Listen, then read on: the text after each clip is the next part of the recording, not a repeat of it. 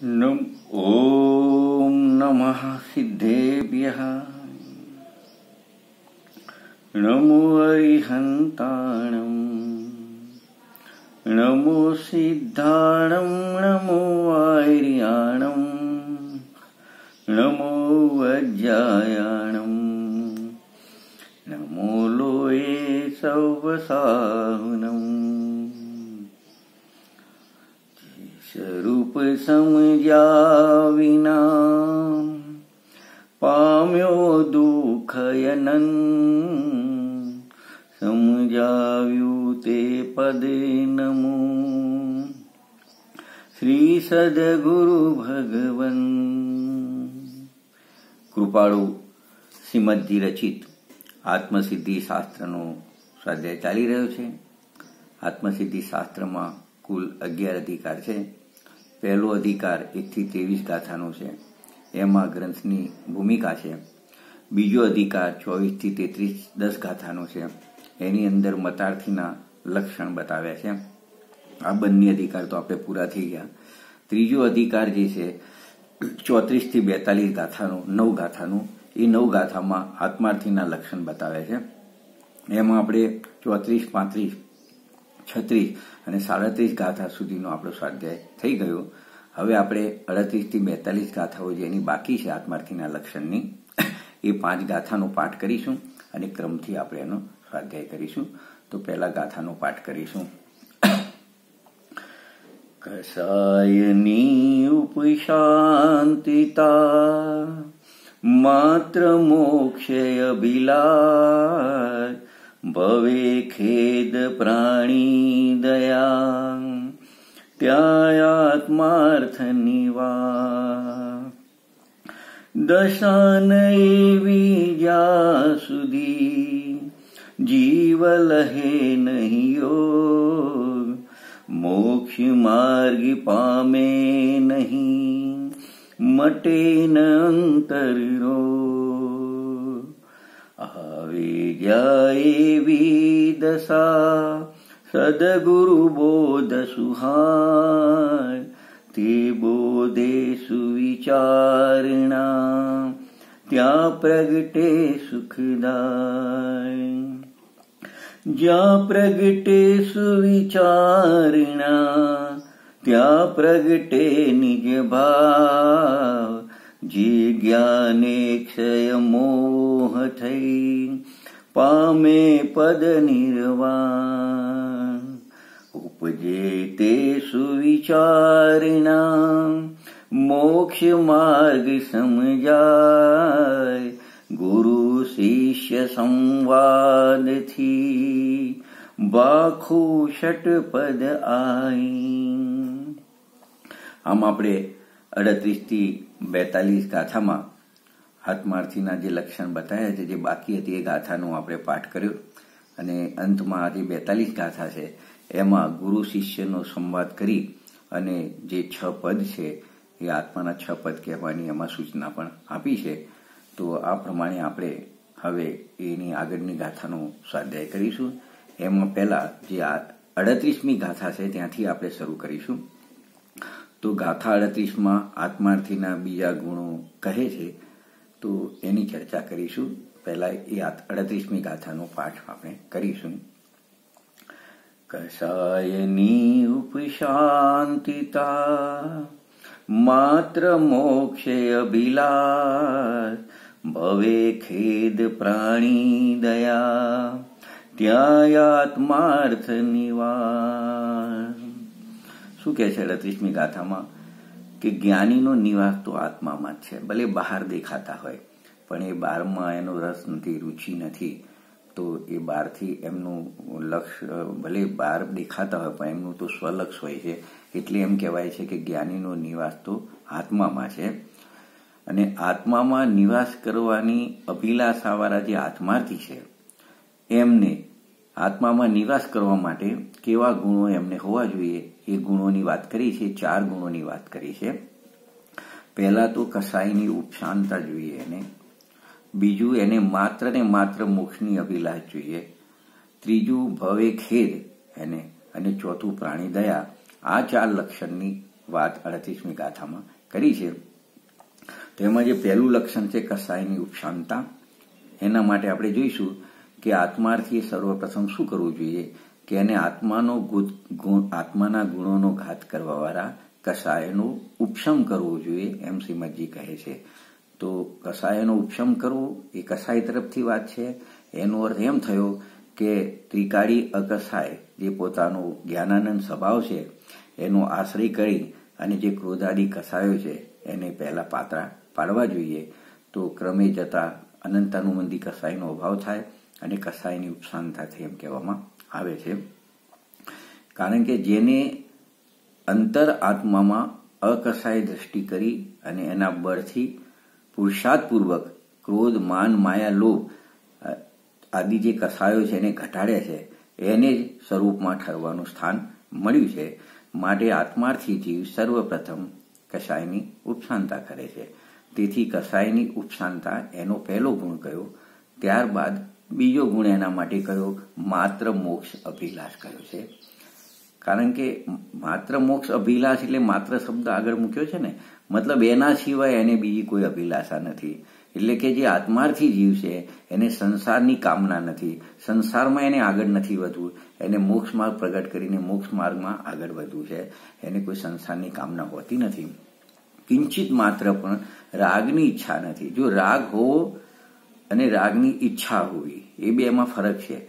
રાગ હોઈ શકે છે પૂર્ણ વિતરાગ દશા ન થાય ત્યાં સુધી જ્ઞાનીને પણ એ રાગને ઈચ્છતો નથી અથવા રાગની ઈચ્છા કરતો નથી. એને સમીસારજીની ભાષામાં કહે કે એને રાગનો રાગ નથી. એટલે સમ્યક દ્રષ્ટિ અને રાગ કેવો એવો પ્રશ્ન ત્યાં 201થી આગળની ગાથાઓમાં મૂકેલો છે કે સમ્યક દ્રષ્ટિ અને એને રાગ કેવો, મતલબ કે એને રાગનો રાગ હોતો નથી. એને પુણ્ય કરવાની પણ અભિલાષા હોતી નથી. તે માત્ર અનિચ્છક એવા નિર્મલ પૂર્ણ પવિત્ર આત્મા છે, એની જ એને અભિલાષા છે અને એનો જ આશ્રય કરે છે. એ સિવાય એની બીજી કોઈ સંસાર વધે એવી કોઈ અભિલાષા હોતી નથી. એટલે સંસાર ભાવ, બંધ ભાવની લેશ માત્રા પણ એને અભિલાષ હોતી નથી. માત્ર ને માત્ર જો પ્રગટ કરવા યોગ્ય હોય તો મોક્ષની અભિલાષા છે અને આશ્રય કરવા યોગ્ય એવા પોતાનો ત્રિકાળી સ્વભાવ છે એનું શ્રદ્ધા, જ્ઞાનને લીનતા, સ્થિરતા કરવાની અભિલાષા હોય છે. કારણ કે જેને માત્ર શુદ્ધ આત્મા જ જોઈતું હોય, આત્માનું સુખ જોઈતું હોય, આત્માના અતિન્દ્રિયનો આનંદ જ જેને ખરેખર લેવો હોય, એને બીજા ભાવ જોઈતા નથી. કારણ કે ભાવમાં તો સંસાર છે અને સંસારમાં તો અનેક પ્રકારની આકુરતા છે. તો જેને મતલબ એક આત્માની અભિલાષા છે એને ભવની અભિલાષા હોતી નથી.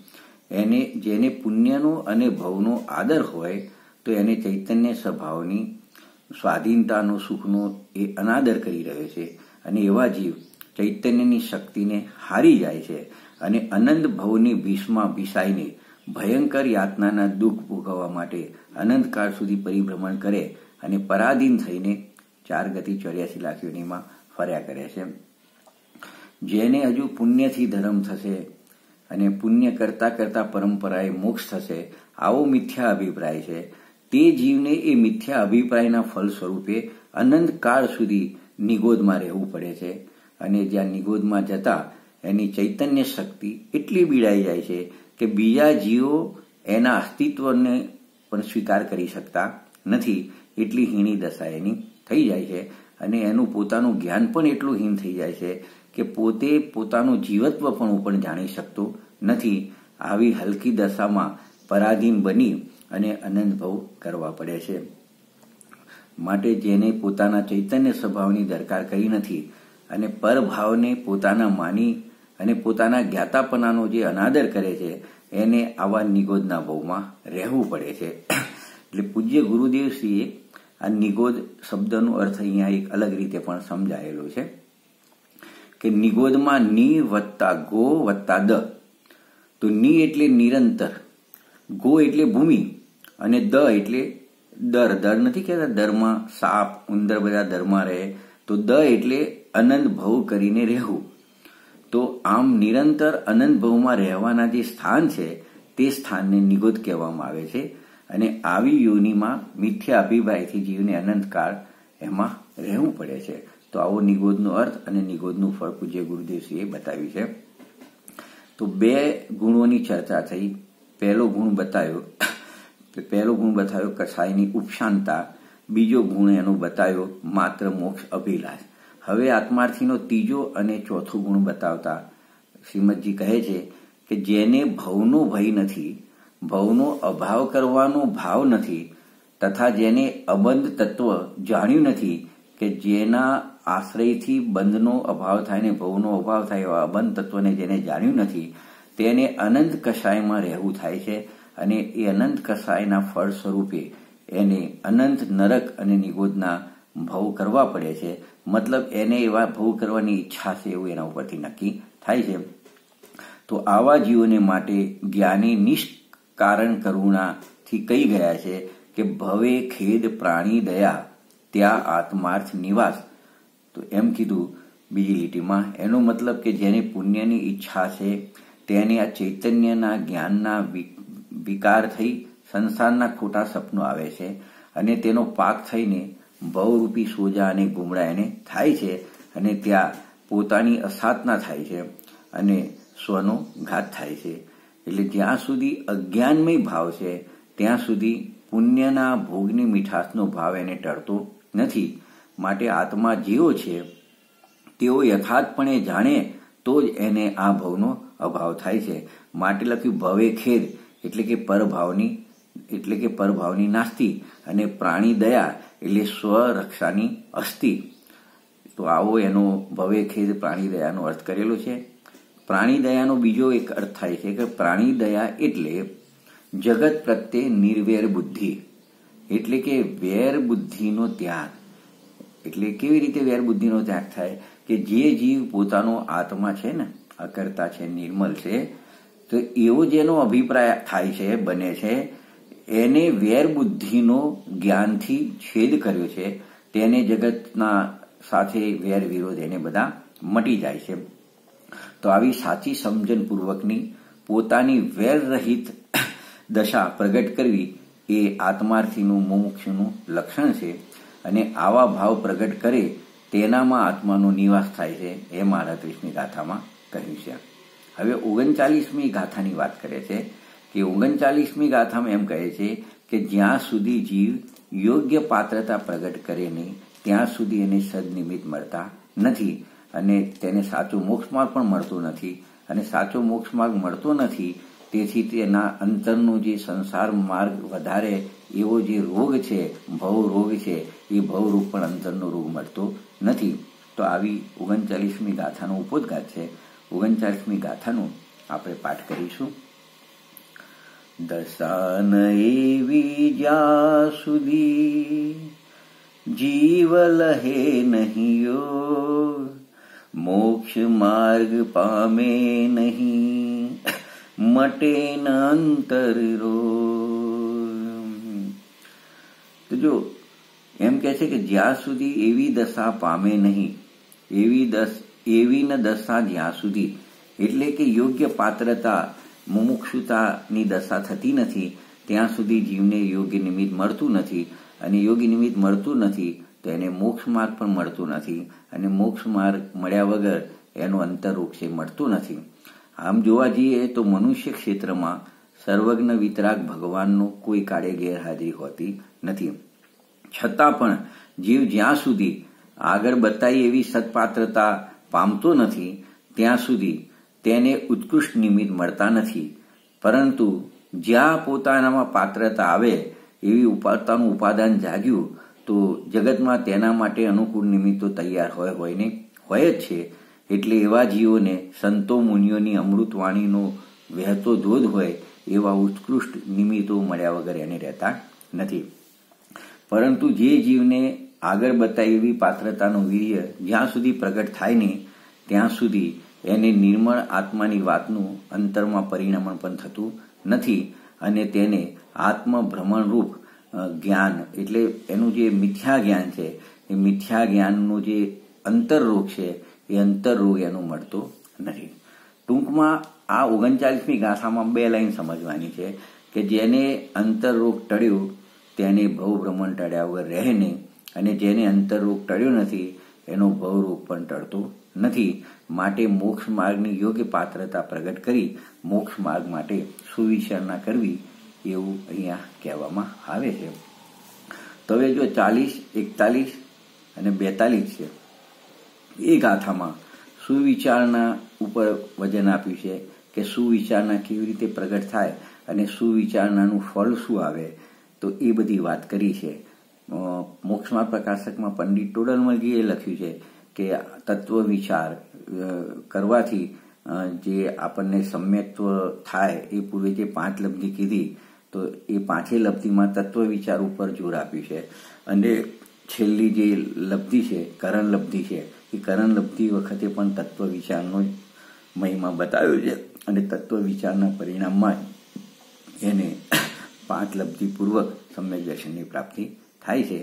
તો અહીંયા એ વિચાર સુવિચારના શબ્દ વાપર્યો છે તત્વ વિચાર વગેરે માટે, કે સુવિચારના કેવી રીતે પ્રગટ થાય એ આ 40મી ગાથામાં અહીંયા કહ્યું છે. આપણે 40મી ગાથાનો પાઠ કરીશું.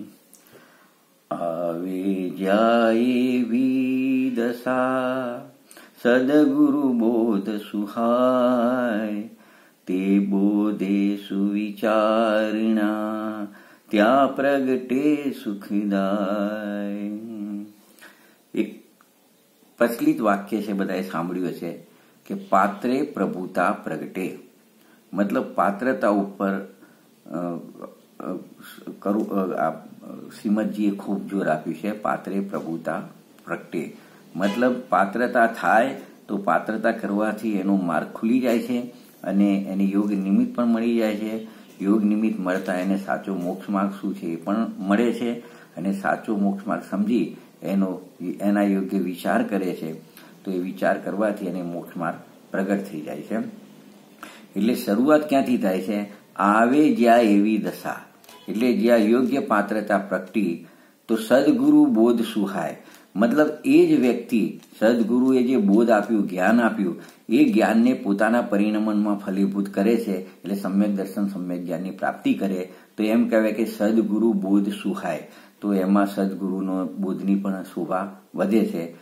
અને તે બોધે સુવિચારણા, એટલે કે એ બોધ મળ્યો એ સુવિચારણા કરે છે ત્યાં પ્રગટે સુખદાય. તો એને સાદી અનંતકાળ સુધી સુખ મળે એવા સુખની એને પ્રાપ્તિ થાય છે. તો પાત્રે પ્રભુતા પ્રગટે એ ન્યાયે આત્માર્થીને યથાર્થ મુમુક્ષતા થાય. તો યથાર્થ મુમુક્ષતા થતા આપણે જોઈએ એનો પહેલો ગુણ હતો જે કે કસાયની મનતા થાય છે. એટલે એને કસાયની મનતા થાય જ. અને એની સાથે કસાયની મનતાની સાથે સાથે જ્ઞાની પુરુષે જે માર્ગ બતાવ્યો છે, મોક્ષનો માર્ગ, સમ્યક દર્શન સમ્યક જ્ઞાન સમ્યક ચારિત્ર્યની એકતારૂપ જે મોક્ષનો માર્ગ બતાવ્યો છે, એનું લક્ષ્ય એને થયા વગર રહેતું નથી. મતલબ એને પોતાના શુદ્ધાત્માના આશ્રય પર્યાયમાં સમ્યક દર્શન જ્ઞાન ચારિત્ર પ્રગટ કરવું છે એવું એને લક્ષ્ય થયા વગર રહેતું નથી. તો આવું યથાર્થ તત્વ વિચારવાળો જે જિજ્ઞાસુ જીવ છે એને સતની અને સદગુરુના યોગની જિજ્ઞાસા થાય છે કે પોતાની પાત્રતા પ્રગટી. એટલે જ્યાં એને કીધું કે બીજું લક્ષણ છે ને કે માત્ર મોક્ષ અભિલાષ, કે મારે સંસારમાં હવે કંઈ જોઈતું નથી, મારે કંઈ પ્રગટ કરવું હોય, કંઈ જોઈતું હોય તો મારે માત્ર ને માત્ર એક મોક્ષ જોઈએ છે. આપણે એક ભક્તિમાં પણ બોલીએ છીએ ને, હમે તો પૂર્ણ દશાહી चाहिए, સાદી આનંદ કા આનંદ चाहिए. મતલબ કે એને એ સિવાય બીજી કોઈ એની જિજ્ઞાસા રહેતી નથી.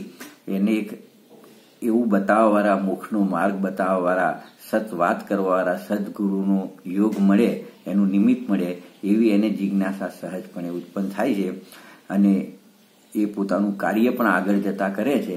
તેથી આવા લાયક જીવોને સદગુરુનો બોધ શોભે છે એમ આ 40મી ગાથામાં કહ્યું છે કે સુપાત્ર જીવ હોય એ જ્યારે આવી યોગ્ય દશા પ્રગટ કરે ત્યારે એનો સદગુરુનો બોધ શોભે. પછી સુવિચારણા થતા, આગળ એનો વિચાર થતા, તત્વ વિચાર થતા એ વધારે જાગૃત બને છે અને વધારે જાગૃતતામાં એનો પુરુષાર્થ પણ વધે છે અને એના યોગ્ય પુરુષાર્થ થવાથી એને જે સતબોધ જે મળ્યો છે તો એના યોગ્ય એટલે કે એના અનુસાર એના પરિણામ પણ એવા પ્રગટ થાય છે. અને આવા જીવ જ પોતાના સ્વભાવની પણ શોભા વધારે છે.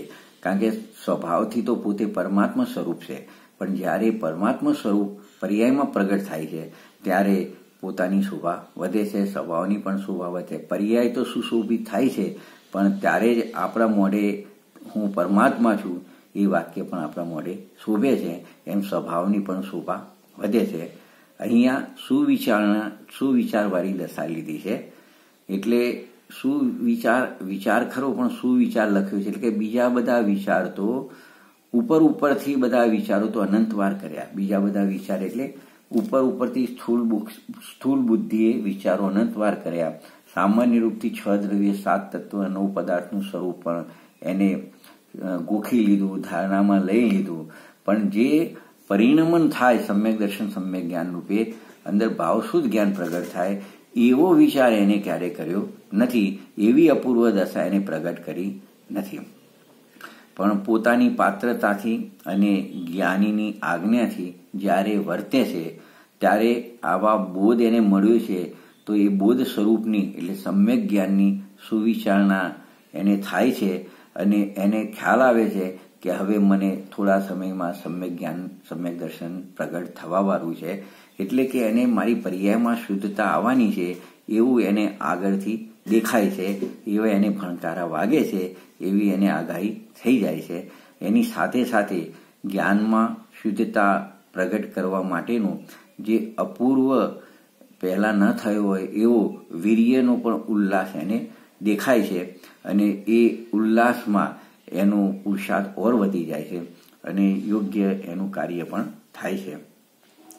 જેમ પ્રભાતની લાલીમાં દેખાય, જેમ દિવસ ઉગવાનું હોય તો સવારે એની લાલીમાં દેખાય તો આપણને ખબર પડે દિવસ ઉગ્યો છે, સૂર્ય આવે અને એની લાલીમાંથી. એવી રીતે જે સાધક દશા છે એને પણ જે શુદ્ધતા પ્રગટ થવાની છે તો એ શુદ્ધતાના ચિહ્નો પણ એને પ્રથમથી દેખાય છે. એના માટે બીજા કોઈને પૂછવાની જરૂર પડતું નથી. માટે આ ગાથામાં કહ્યું છે કે એથી આવે જ્યાં એવી દશા સદગુરુ બોધ સુહાય, તે બોધે સુવિચારના ત્યાં પ્રગટે સુખદાય. એ પ્રમાણે આ ગાથામાં કહ્યું છે કે આત્માના અવ્યાભાસ સુખને દેનારી સુવિચારણા પ્રગટે છે. કે આ વિચારણા કોઈ અપૂર્વ વિચારણા છે કે સીધું એને સુખની પ્રાપ્તિ કરાવે છે. પૂર્ણ સુખ થાય છે, અનંત સુખ થાય છે અને અવ્યાભાસ સુખની પ્રાપ્તિ થાય છે. જે સાદી અનંતકાળ માટે સુખ એને રહે છે એવા સુખની એને પ્રાપ્તિ થાય છે. તો એવા સુખની પ્રાપ્તિ કરાવવાળી એની સુવિચારણા થાય છે. એટલે કે ક્ષમતા એને આવે છે એના જીવનમાં અને ક્ષમતાની જાતનો એને આનંદ પણ આવે છે. એટલે એમ કીધું કે સદગુરુ બોધથી સુપાત્ર જીવને બોધ બીજ ઉગે છે. બોધ બીજ ઉગે એટલે કે તે જીવ આનંદમય જ્ઞાન ને આનંદમય દશા રૂપે પરિણમે છે. એમ આત્મતત્વને અવિરોધપણે વિચાર કરવાથી સમ્યક દર્શન સમ્યક જ્ઞાન અવશ્ય પ્રગટ થાય છે. પણ હું પરમાર્થનો ઈચ્છુક છું કે સંસારનો ઈચ્છુક છું એનો જે વિચાર કરતો નથી કે આવી દશા પ્રગટ તો થાય એવી છે, પણ પોતે ક્યારેય વિચાર જ કરતો નથી કે મારે મોક્ષ જોઈએ છે કે સંસાર જોઈએ છે. જ્યાં સુધી એને આવો વિચાર એને નથી ત્યાં સુધી એને આવી રીતે મોક્ષ માર્ગ પ્રગટ થતો નથી.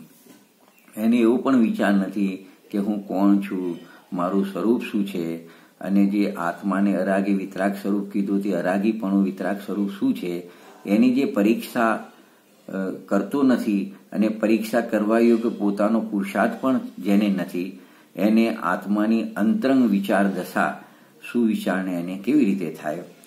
કારણ કે જેને હજુ પુણ્યની મીઠાશ છે તો સમજી લેવું કે એને ભવની મીઠાશ છે.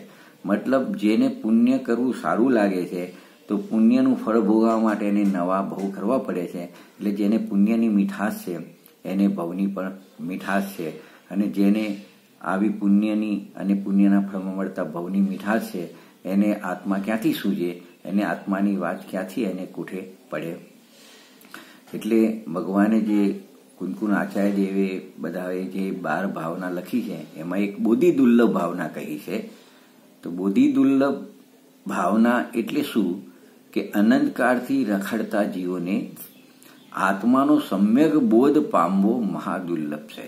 બોધિ દુર્લભ ભાવના, બોધિ એટલે જ્ઞાન, સમ્યક જ્ઞાન.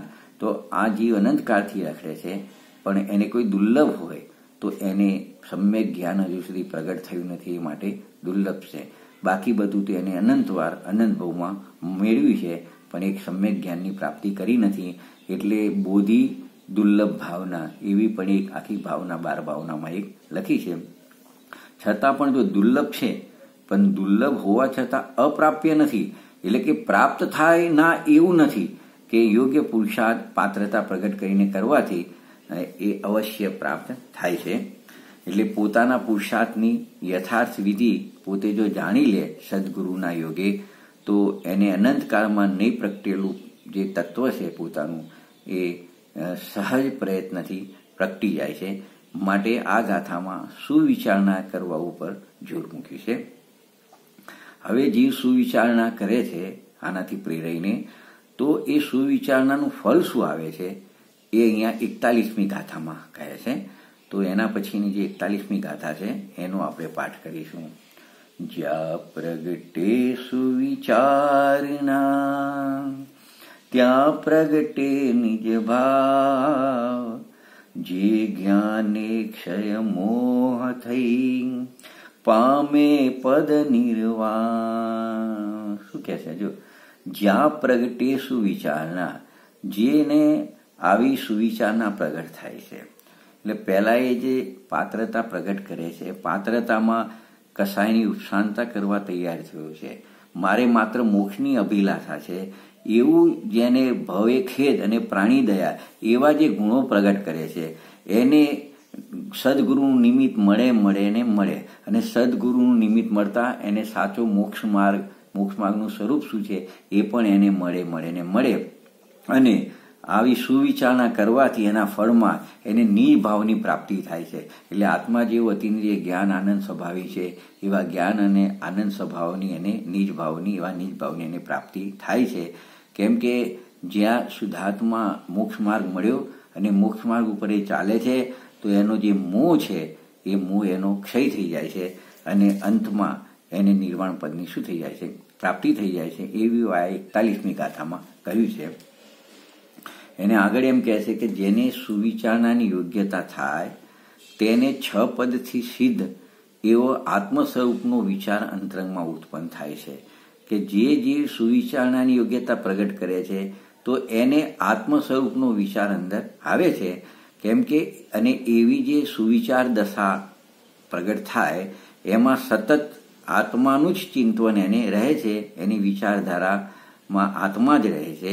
તો એમાં એ આત્મા શું છે એની વિચારના નિરંતર એને ખટક રહ્યા કરે છે અને આવા જીવને અવશ્ય પોતાના શુદ્ધ આત્મપદનું જ્ઞાન પ્રગટ થાય છે. જેને આત્માની સાચી જિજ્ઞાસા છે એવા જીવો માટે આ ગ્રંથમાં 6 પદથી આત્મપદ કેવું છે, આત્માનું સ્વરૂપ કેવું છે એ અહીંયા સિદ્ધ કરેલું છે. તેથી પાત્ર આત્માર્થીને સુવિચાર દશા પ્રગટે છે અને જ્યાં સુવિચાર દશા પ્રગટી છે ત્યાં એને સદગુરુનો બોધ પણ શોભે છે. અને જીવને આવો આત્માનો યથાર્થ બોધ થવાથી આત્માની સ્થિરતારૂપ ચારિત્ર થાય છે અને એ ચારિત્ર વડે મોહનો સંપૂર્ણપણે ક્ષય થાય છે અને એને પોતાનું અવ્યાબાદ જે અવિનાશી સુખ છે એની એને પ્રાપ્તિ થાય છે. એવા જીવો, આવો પુરુષાર્થ કરવાના જીવો નિરંતર એવો વિચાર કરે છે કે અને શ્રદ્ધા પણ રાખે છે, અભિપ્રાય પણ બનાવે છે કે હું જ અવિનાશી બેહદ સુખ સ્વરૂપ છું. પહેલા તો ત્યાંથી ઉપાર કરે છે અને ભૂતકાળનું પણ વિચારે છે. પહેલા હું જ અજ્ઞાન ભાવે રાગ દેશ પુણ્ય પાપની ભ્રાંતિથી એનો કરતા થતો હતો, રાગ દેશનો પુણ્ય પાપનો કરતા થતો હતો. પણ હવે મને સમજાય છે મારું સ્વરૂપ સમજ્યા પછી કે હું પરનો તો અકર્તા છું અને પર નિમિત્ત રહિત, પરના નિમિત્ત વગરના જ્ઞાન દર્શન અને આત્માની રમણતારૂપ ચારિત્ર છે એમાં હું સ્થિત રહું અને રાગ રહિત જ્ઞાનમાં જ્ઞાનપણે ટકી રહું તો જ એ મારો સાચો વ્યવહાર છે અને એ જ મોક્ષ માર્ગ છે અને એ જ મારું કર્તવ્ય છે, આવું એને સ્પષ્ટપણે ખ્યાલમાં આવે છે. પણ આત્મા કેવા સ્વરૂપે છે તેનું જેને હજુ ભાન નથી, તેમજ એવી સુવિચારણા પણ એને પ્રગટી નથી અને ખાલી 2 ઘડી કાયા સ્થિર કરીને બેસી જાય અને એમ કરે કે મેં સામાયિક કરી લીધી, તો આવા જીવોને તો ભ્રાંતિ છે સામાયિકની ને મોક્ષ માર્ગની. એવા જીવોને સુવિચારણા ક્યાંથી પ્રગટ થાય? માટે આત્મા જેવો છે એવો યથાર્થ જાણ્યા વિના જળની ક્રિયામાં જો સ્થિર થઈ જાય તો એ જળ જેવો બની જશે. અને એ વખતે જો કદાચ કસાયની મનતા થોડી ઘણી કરી હશે તો એને પુણ્ય તો બંધા છે, પણ એ પાપાનું બંધી પુણ્ય બંધા છે અને એનું ફળ ભોગવી અનંતકાળ સુધી અને નરક અને નિગોદના ભવમાં એ ચાલ્યો જશે. કારણ કે પુણ્યનું ફળ તો થોડું ભોગવે છે અને પછી તો એને પાપનો ઉદય આવે છે તો નરક નિગોદમાં ચાલ્યો જાય છે. હું આત્મા છું, નિત્ય છું, એ વગેરે જે 6 પદ છે એનો યથાર્થ વિવેક કરે જીવ તો એને સુવિચાર દશા થાય અને સુવિચાર દશા થતાં એને આત્માનું સાચું જ્ઞાન પણ થાય છે અને આત્માનું સાચું જ્ઞાન થવાથી મોહનો ક્ષય પણ થઈ જાય છે. કારણ કે આત્માનો ગુણ જ્ઞાન છે અને આત્મા જ્ઞાન સિવાય બીજું કરી શકતો નથી. છતાં પણ કોઈ એમ કે આત્મા જ્ઞાન સિવાય બીજું પણ કરે, પરનું પણ કરે, શરીરનું પણ કરે, રાગ પણ કરે, તો એવું માને તો એને મિથ્યા દર્શન નામનું એનું શલ્ય છે.